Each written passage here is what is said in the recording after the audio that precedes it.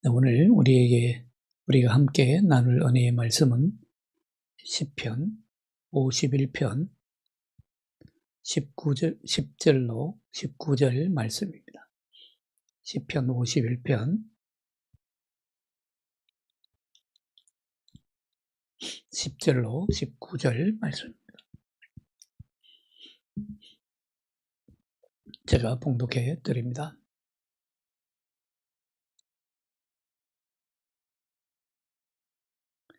하나님이여, 내 속에 정한 마음을 창조하시고 내 안에 정직한 영을 새롭게 하소서.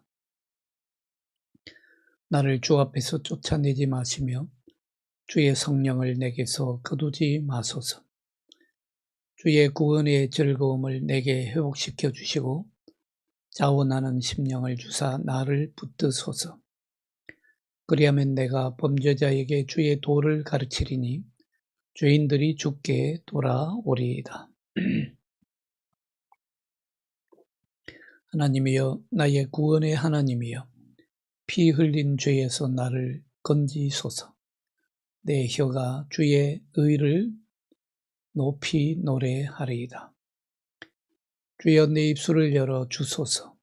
내 입이 주를 찬송하며 전파하리이다.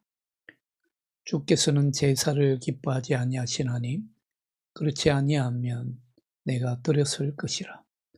주는 번제를 기뻐하지 아니하시나이다. 하나님께서 구하시는 제사는 상한 심령이라.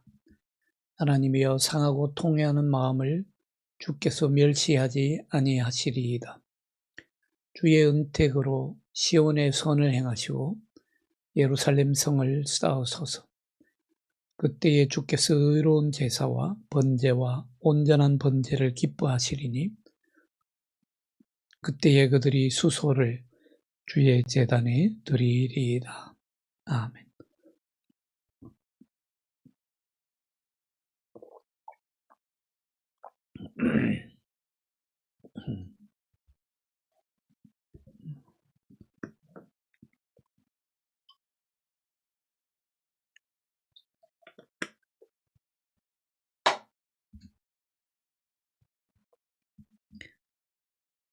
네,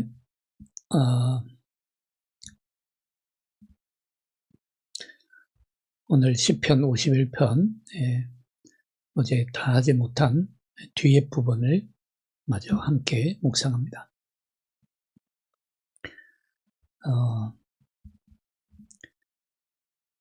어제 전반부 시편 51편 전반부에서는 우리가 다윗이 어제 제목에서도 봤던 것처럼 밧세바와의 그런 부적절한 관계로 인해서 하나님 앞에 징계를 받고 있는 그대로 인정하고 모든 죄를 자백함으로 하나님 앞에 나아가는 그런 모습을 볼 수 있었습니다.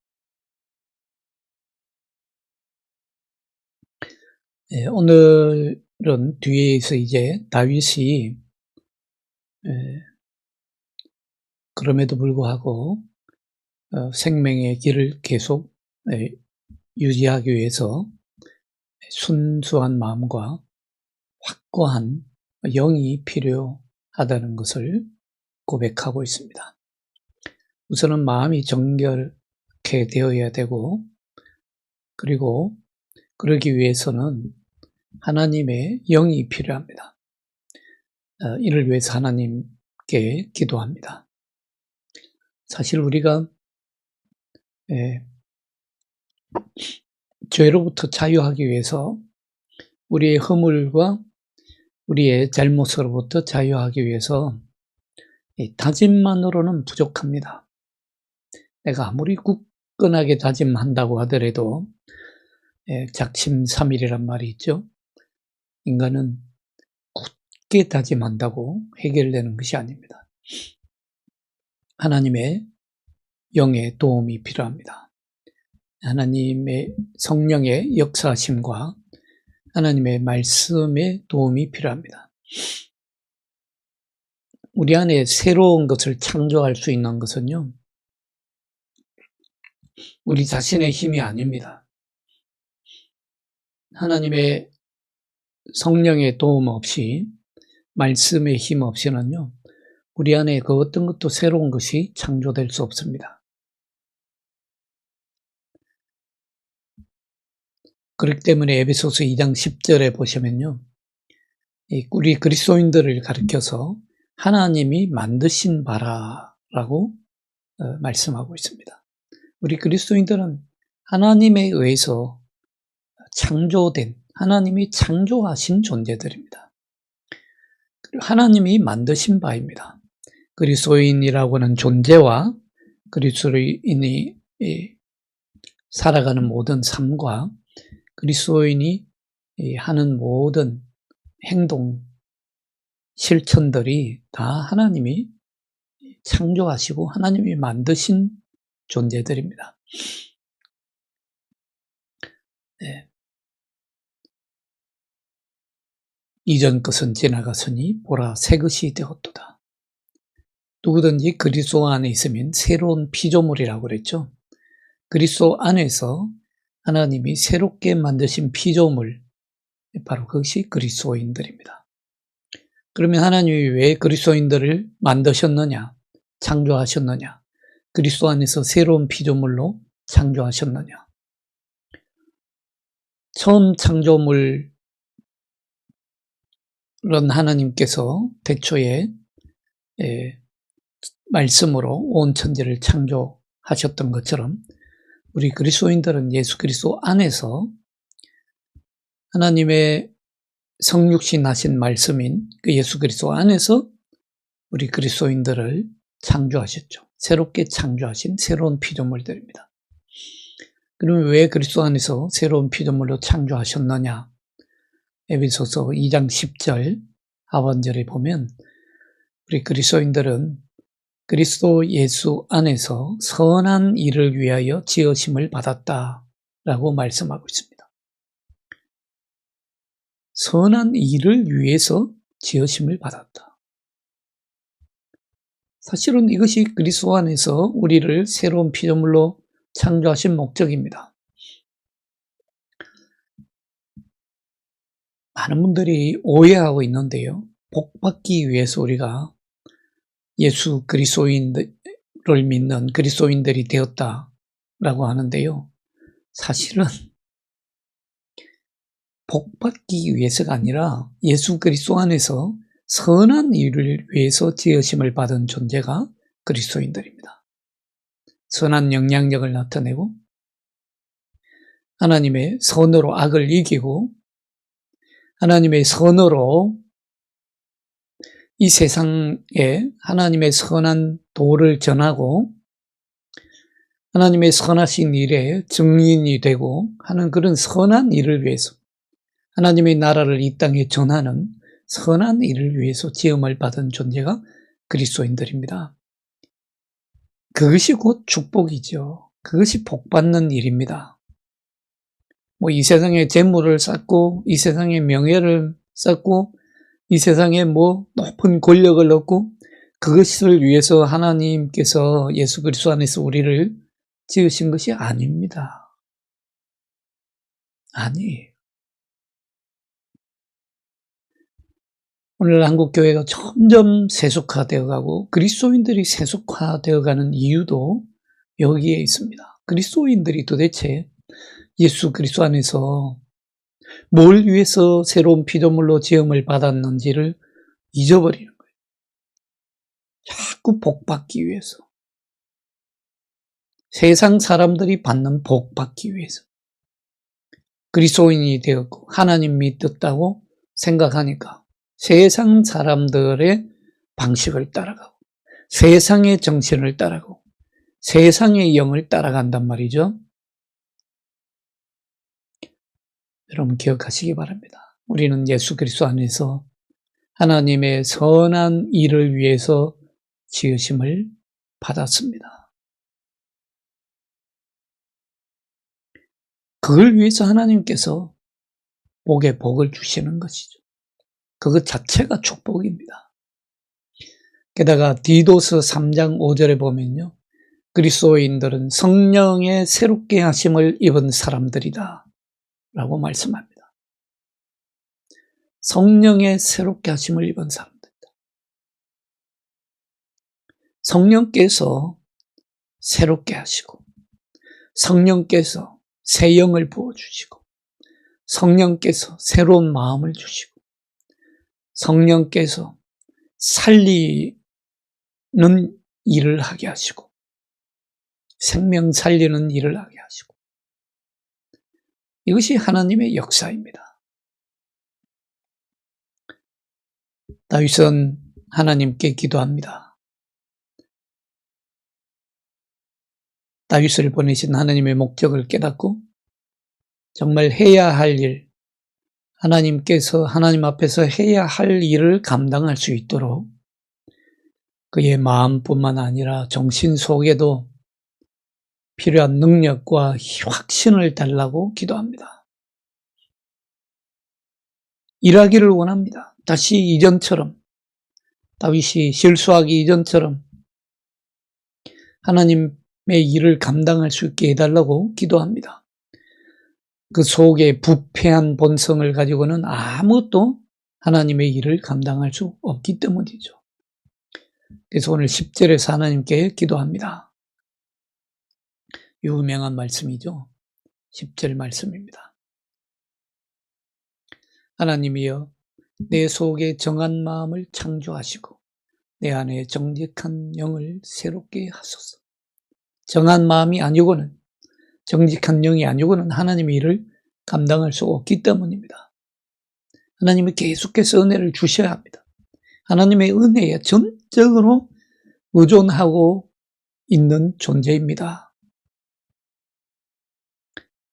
하나님의 영을 통해서 자신 안에 계속해서 역사해 주셔야만 합니다. 그래야 분별력을 가지고 하나님의 일을 올바로 감당하며 하나님께서 주신 삶의 목표를 온전히 이루며 살 수 있기 때문입니다. 제목이 말해주듯이 다윗이 이미 경험하지 않았습니까? 너무도 아픈 경험을 했습니다. 슬픈 경험을 했죠. 자신의 마음속에 악이 너무 빨리 자라는 거예요. 자신이 감당할 수 없을 정도로 빠른 속도로 악이 자라고요. 자신의 의지로는 감당할 수 없을, 제어할 수 없을 정도로 악이 너무 크게, 너무 빨리 자라는 겁니다. 인간의 의지력은 도무지 해결이 되지 않을 뿐더러 오히려 인간의 이성이나 인간의 오성은요, 오히려 자신의 죄를 적당히 합리화하더라는 거예요. 다시 그렇지 않습니까? 적당히 합리화하기 시작하고요. 자꾸 악을 더하고요. 악에 죄를 지었으면 그 죄에 죄를 더합니다. 죄가 죄를 낳죠. 거짓이 거짓을 낳습니다. 거짓말이 또 거짓말을 낳죠. 그리고 자신의 악한 권력으로 적당히 무마하려고 했습니다. 자신의 권력을 이용해서 밧세바의 남편까지도 전쟁의 깊숙한 곳에 밀어넣어서 죽게 하고 맙니다. 우리아는 얼마나 억울했겠습니까? 그 모든 죄악을 나단 선지자가 다윗에게 와서 낱낱이 구합니다. 그 아픈 경험이 있기 때문에 다윗은 다시는 그런 실수를 저지르고 싶지 않습니다. 너무도 고통스러웠습니다. 죄악이 그의 양심을 찌르고 그의 숨통을 조여옵니다. 다윗은 하나님으로부터 버림받은 것이 자신의 잘못임을 전적으로 인정하고 잘 알고 있습니다. 왜냐하면요, 하나님과 친밀한 사람은 그런 행동을 할 수 없기 때문입니다. 그런 행동을 취하고도 하나님과 가까워질 수는 없기 때문입니다. 그런 행동을 하고도 아무런 회개함이나 정결함이 없이 나는 하나님과 가깝다라고 하는 사람은요, 거짓의 영을 받고 있는 것입니다. 거짓의 영을 받고 있는 거예요.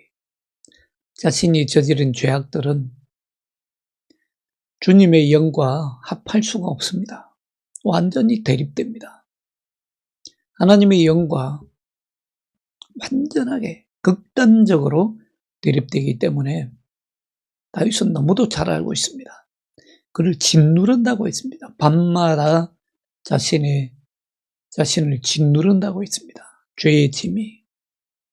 그래서 오늘 11절에서 다윗은 하나님께 간절히 구합니다. 11절 말씀입니다. 나를 주 앞에서 쫓아내지 마시며 주의 성령을 내게서 거두지 마시고 주 앞에서 나를 쫓아내지 말아 주십시오. 성령을 내게 거두지 말아 주십시오. 그러면 정말 저는 영원히 소망이 없습니다. 하나님의 일을 더 이상은 할 수 없습니다. 하나님과 더 가까워질 수도 없습니다. 주 앞에서 쫓아내지 마시며 주의 성령을 내게 거두지 마소서. 전에 제가 목회할 때요, 어떤 분이 오셔서 저한테 그런 얘기를 하더라고요. 목사님, 저 성령 받았는데 한번 성령 받으면 성령이 내 안에서 계속 역사하시는 거 아닙니까? 아닙니다. 주의 영이 소멸되기도 합니다. 주의 성령이 떠나기도 합니다. 왜 다윗이 이런 기도를 하겠습니까? 주의 성령을 내게서 거두지 마소서. 하나님 앞에 진실하지 않는 사람은요, 하나님의 진리가 없는 사람은 주의 영이 떠나기 때문이죠. 하나님의 말씀을 거역하고 그 속에 진리가 오고 그 속에 거짓이 자꾸 쌓이는데 주의 성령이 그 안에 계속 머물 수가 없다는 것이죠. 그래서 이런 기도를 한 것 아닙니까? 다윗은 너무도 솔직합니다. 자신의 죄악으로 말미암아서 주의 영이 떠날지 너무도 두려워하고 있습니다. 회개하고 용서받게 된 것은요, 오직 하나님의 오래 참으심 덕분이지요. 하나님의 오래 참으심 덕분에 우리가 회개하고 용서받을 수 있는 것입니다. 그렇기 때문에 오직 하나님과 다시 연합함으로서만 우리는 우리 영혼의 새 평안을 누릴 수 있습니다. 오늘 12절 말씀입니다. 주의 구원의 즐거움을 내게 회복시켜 주시고 자원하는 심령을 주사 나를 붙드소서.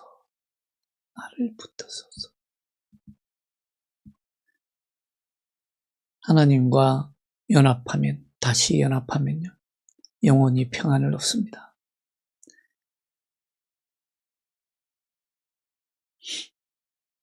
사도 바울은요, 고린도전서 9장 27절에서 내가 내 몸을 쳐서 복종하게 한다 라고 말씀합니다.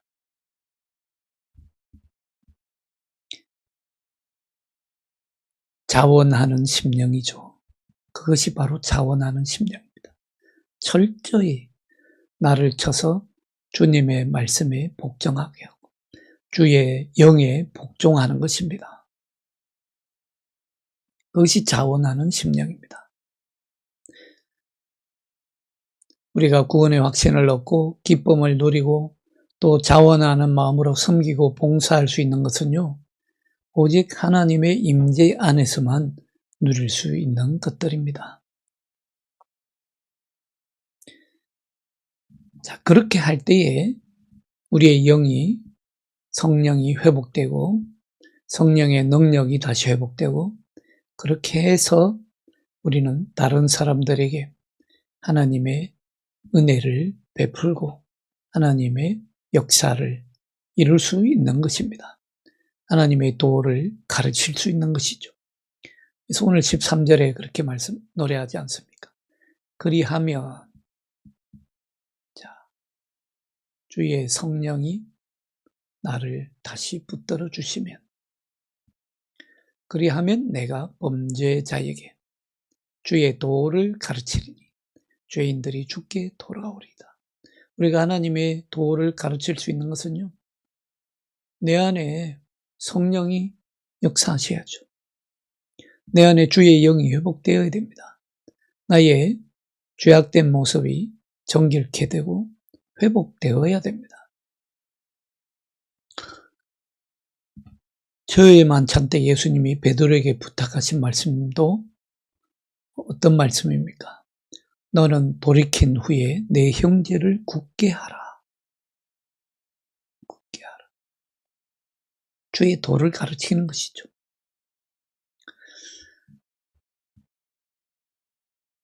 다윗이 깨달은 것을 다른 사람들에게 유익을 주는데 쓰임받을 수 있다는 것입니다. 자신이 용서받은 사람은요, 다른 사람에게 자신이 어떻게 죄의 용서를 받았는지 길을 보여줄 수 있습니다. 그런가 하면 죄에 짓눌린 사람의 입장에 서서 그 사람을 이해하고 그에게 다가갈 수 있을 것입니다. 다윗이 얼마나 큰 죄를 지었습니까? 그러고도 하나님 앞에 회복된 그 방식은 다른 사람들에게 격려가 됩니다. 진실된 회개를 할 줄 아는 사람은요, 철저히 돌이켜서 하나님 앞에 어떻게 다시 돌아갈 수 있는지 길을 보여줄 수 있습니다.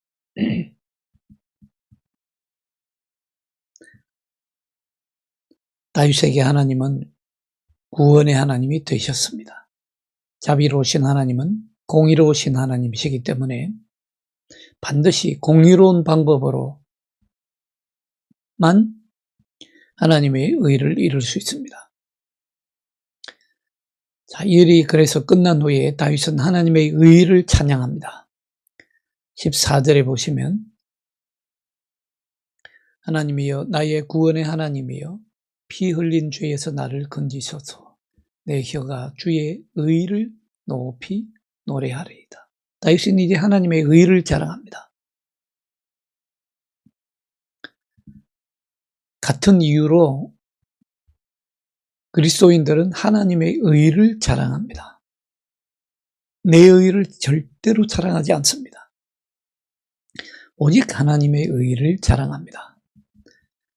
왜냐하면 우리의 죄를 그리스도께서 십자가에서 대신 지셨기 때문입니다. 그렇게 함으로써 하나님의 의가 다시 이루어졌기 때문입니다. 하나님께서 믿음의 원칙에 따라 죄인을 어렵다 하실 때에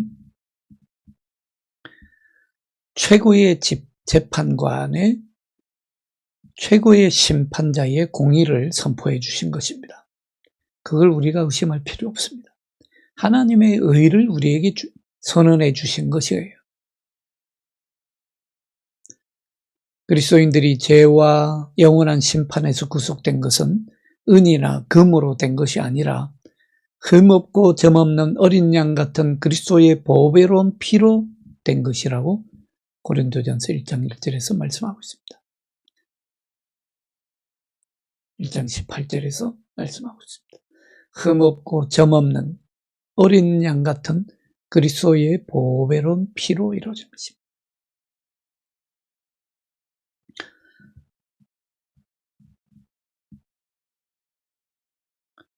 자, 이제 15절에 보시면 하나님의 용서함을 받은 다윗은 주님께 그의 입술을 열어 찬송하기를 원합니다. 성령을 통해서 새롭게 해주셔야 영적인 삶을 살 수 있는 것처럼 이제 하나님의 일을 다시 시작하는 것도 전적으로 주님께 맡깁니다. 다윗은 주님 없이 새로운 시작을 억지로 무릅쓰려고 하지 않습니다. 그의 찬양이 하나님의 마음에 합한다면 분명히 하나님께서 그런 하나님의 일을 할 수 있는, 다시 시작할 수 있는 영적인 힘과 담대함을 주실 것이라 믿기 때문입니다.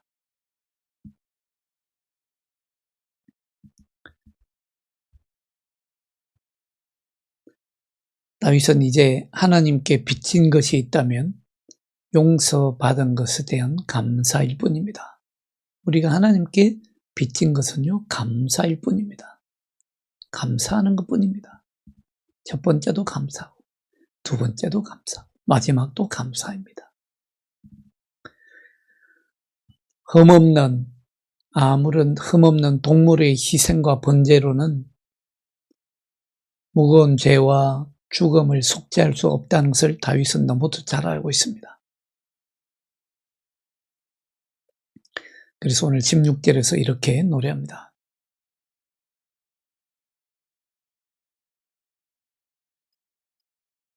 주께서는 제사를 기뻐하지 아니하시나니 그렇지 아니하면 내가 드렸을 것이라. 주는 번제를 기뻐하지 아니하시나이다. 번제로는, 짐승의 제물로는 자신의 죄를 속량할 수 없다는 것을 다윗은 너무도 잘 알고 있었던 것입니다. 이때는 이미 구약의 시대임에도 불구하고 다윗은 희생 제물로는 더 이상 자신의 죄를 속량할 수 없다는 것을, 하나님의 뜻에 맞는 죄의 속량함을 얻을 수 없다는 것을 너무도 잘 알았습니다. 자신의 죄를 씻기 위해서는 완벽한 희생제물이 필요했습니다. 다시 말씀드리면 신약에 나오는 새로운 언약, 더 나은 언약이 필요했던 것입니다. 다윗은 그것을 영적으로 깨달았습니다. 그러니 다윗이 훌륭한 점이 여기 있습니다. 다윗이 왕이기 때문에 훌륭한 것이 아니라 다윗은 왕임에도 불구하고 이 놀라운 진리를 주의 영을 통해서 깨달았던 것입니다. 그래서 시편에는 우리가 이미 보았듯이 다윗의 시 가운데는 예수 그리스도를 예언하는 그런 시편들이 많이 있는 것입니다. 그의 영적인 능력이, 영적인 깨달음이 너무도 크고 놀라운 것입니다. 하나님께서 죄인으로부터, 죄인 가운데서 받아들일 수 있는 유일한 것은요, 하나님의 뜻에 맞게 통회하는 가운데 스스로를 낮추는 것입니다. 제사가 아닙니다. 오늘 17절에서 이렇게 노래하지 않습니까? 하나님께서 구하시는 제사는 상한 심령이라. 하나님이여 상하고 통회하는 마음을 주께서 멸시하지 아니하시리이다.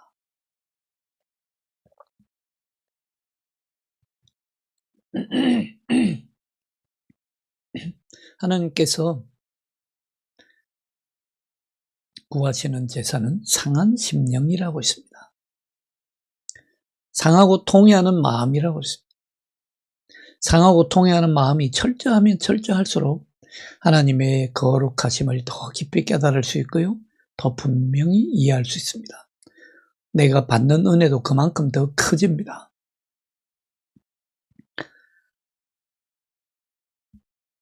다윗은 가장 깊은 내면으로부터는 새로운 깨달음을 얻었습니다마는 죄를 짓고 싶어하는 악한 마음은 여전히 같은 마음입니다. 그걸 깨달은 것입니다. 인간은 죄를 짓고 싶어하는 근본적인 성향이 있거든요. 죄를 짓는 것이 재미있고 죄에 대한 흥미가 생겨나거든요.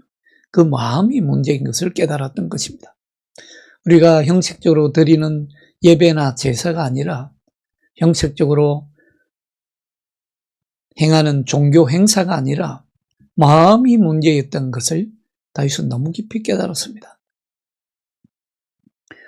하나님이 다윗을 왕으로 선택하실 때에도 그 속 중심에, 마음의 중심을 보고 뽑은 것 아닙니까?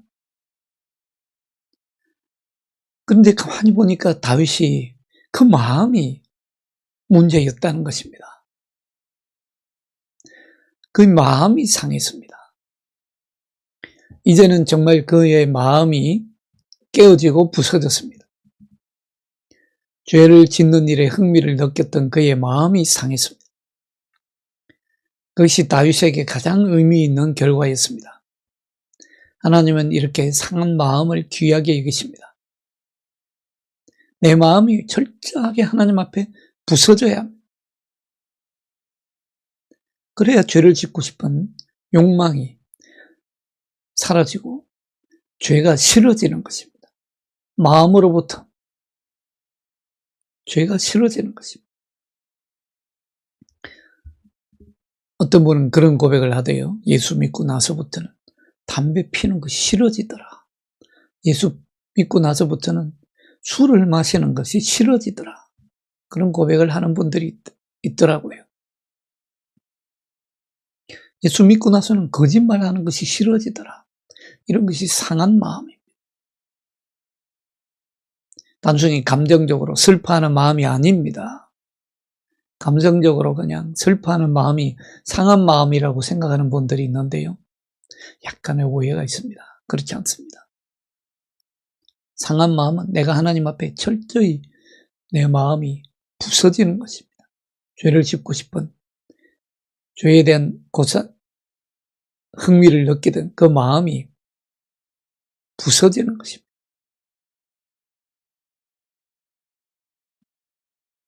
사람의 내면적인 인격은요, 그렇게 깊이 회개할 때에 내 마음이 철저히 부서질 때에 가장 겸손해집니다. 사람이 죄에 대해서 안다고 해서 여러분들 사람이 변화되고 새로워집니까? 죄를 이미 알고 있음에도 불구하고 인격적인 희생의 제사를 드리고 싶어 하지 않는 사람들이 많습니다. 형식적인 제사는 드려도요. 자기 인격을 희생의 제물로 내어놓고 있는 자기 마음을 희생의 제물로 드리고 싶어 하지 않는 사람들이 많습니다. 많은 사람들이요. 하나님 앞에 철저히 자백하고 회개하면 자기 자신이 비참하게 낮아진다고 생각하는 사람들이 많습니다. 그러나 하나님의 원칙에 따르면 그렇지 않습니다. 하나님은 낮은 자를 높이시고요. 상한 마음을 치유하시고요. 상한 마음을 싸매시고 회복시켜 주시고요. 자백하고 철저히 회개한 사람은요. 하나님께서 의롭다고 인정하십니다. 자신을 깊이 낮추면 구원을 얻습니다. 내면의 평화를 얻고 정화된 깨끗한 양심을 얻게 됩니다. 자, 이렇게 해서 회복된 다윗입니다. 다윗은 완전히 하나님과의 관계가 회복됩니다. 하나님과의 관계가 회복되니까 다윗은 이스라엘 온 백성과 하나님을 예배하는 사람들과 새롭게 연결되는 느낌을 받습니다. 오늘 18절, 19절에서 그 말씀을 하고 있습니다. 주의 은택으로 시온의 선을 행하시고 예루살렘 성을 쌓으소서. 그때에 주께서 의로운 제사와 번제와 온전한 번제를 기뻐하시리니 그때에 그들이 수소를 주의 제단에 드리리이다.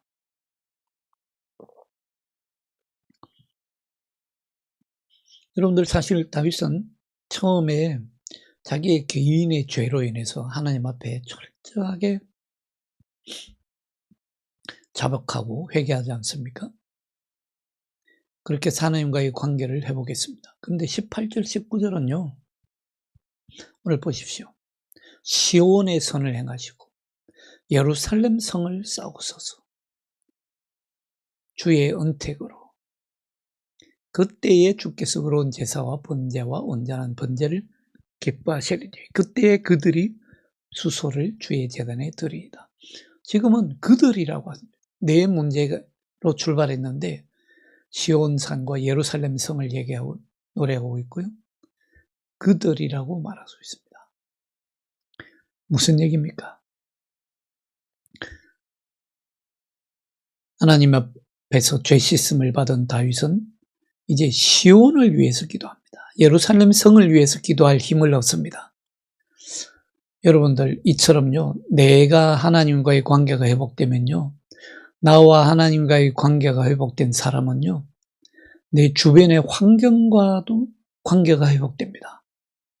나와 하나님과의 관계가 회복되면요, 나의 가족과의 관계도 회복되고요, 내 이웃과의 관계도 회복됩니다. 나와 분명히 하나님과의 관계가 회복되었는데 직장 동료와의 관계가 회복되고 학교 친구와의 관계도 회복됩니다. 분명히 나와 하나님과의 관계가 회복되었는데 나와 세상의 관계, 나와 국가의 관계가 회복됩니다. 이제는 그들을 위해서, 나만을 위해서 아니라 그들을 위해서 기도하게 됩니다. 하나님의 선하심이 얼마나 풍성합니까? 그런데 그 풍성하신 하나님의 선하심은요, 나만을 위한 것이 아닙니다. 모든 사람에게 유익을 주기 위한 것입니다. 이런 걸 가르쳐서 오늘날은 공적 신학이라고 합니다. Public Theology, 공적 신학. 사실 이 공적 신학이라고 하는 것은요, 예수님이 사셨던 공생의 Public Life에서 그 뿌리를 두고 있습니다. 예수님이 공생애를 사셨다고 하시잖아요. 사생애가 아니라 공생애를 사신 것입니다. 그처럼 우리가 하나님 앞에서 공생애를 사는 것이 우리가 돌이키고 회개하는 것의 목적이고요. 단순히 내 만족을 얻기 위한 것이 아닙니다. 다윗은 철저하게 하나님 앞에 그 마음이 부서지고 깨어짐으로 철저하게 돌이켜서 어떻게 됐습니까? 자기 만족을 얻기 위해서입니까? 아니죠. 시온산과 예루살렘 성을 위해서 기도하고, 시온산과 예루살렘 성이 얼마나 중요한지 모릅니다. 예루살렘 도시를 방하는 데 중요할 뿐만 아니라 이스라엘 백성 전체를 위해서도 너무도 중요합니다. 바로 거기에 하나님의 거룩한 성전이 있기 때문이죠. 하나님을 예배할 수 있는 거룩한 하나님의 전이 있기 때문입니다. 그래서 다윗은 이 시온산과 예루살렘 성을 특별히 위해서 사랑하며 기도합니다. 물론 다윗은 영적인 관심에서 이것을 하죠.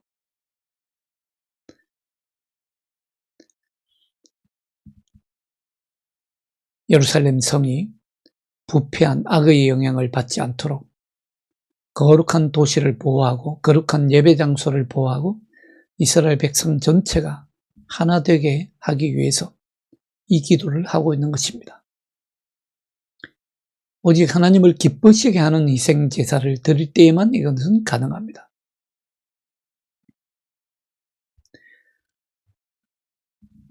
그렇게 하면 하나님이 기뻐하시는 의의 제물을 드릴 수 있습니다. 제사는 형식적으로 드리는 규례가 아닙니다. 형식적으로 규례를 지키는 것이 제사가 아니라 하나님의 뜻에 맞는 바른 자세로 드리는 참된 경건입니다. 우리가 예배를 왜 거룩하다고 합니까? 마음의 자세 때문이죠. 영과 진리로 예배한다고 하지 않습니까? 그래서 모든 예배는 거룩합니다. 사람이 많이 모이든 적게 모이든 하나님 앞에 드리는 모든 예배는 거룩한 예배이기 때문에요, 하나님이 원하시는 하나님의 뜻에 합당한 제사를, 예배를 드릴 수 있어야 합니다. 그렇지 않고 형식적으로 드리는 예배를 하나님은 원하지 않으실 것입니다. 그러나 우리의 마음의 중심으로 하나님을 찬양하며 하나님을 영화롭게 하기 위해서 하나님의 임재를 구하면 하나님은 마땅히 우리 예배를 받으실 것입니다. 하나님을 진심으로 사랑하고 순결하게 드리는 찬양의 제사는 하나님을 기쁘시게 합니다. 그러한 예배를 우리 하나님은 기뻐 받으실 것이고 그러한 예배자들 가운데 우리 하나님은 기뻐하며 거하실 것입니다. 여러분, 하나님과의 관계 회복이 우선입니다. 그러기 위해서는 우리의 마음이 하나님 앞에 깨어질 수 있어야 합니다. 하나님 앞에 상한 심령 드릴 수 있기 바랍니다. 그리함으로 하나님과의 온전한 관계 속에서 나와 하나님과의 관계만 회복되는 것이 아니라 이 세상, 나의 가정과 나의 이웃들과 나의 동료들과 나의 친구들과의 관계가 회복되는 그런 은혜가 여러분들 가운데 풍성하기를 축원합니다. 기도하겠습니다. 하나님 아버지 감사합니다. 주의 은혜를 우리에게 더하시니 무한 감사합니다. 주님, 우리가 죄와 사망의 권세로부터 자유할 수 있었던 것은 전적으로 십자가에서 이루신 주님의 은혜임을 고백합니다. 주님, 우리를 새 피조물로 창조하셨사오니 주님의 선한 일을 감당하게 하여 주옵소서. 주님과의 온전한 관계가 회복되므로 내 주변의 사람들과 내 주변에 살아가는 모든 사회와 관계가 회복되는 놀라운 역사 나타나게 하시고 주님의 선한 일을 감당할 수 있게 하여 주옵소서. 예수 그리스도의 이름으로 기도하옵나이다. 아멘.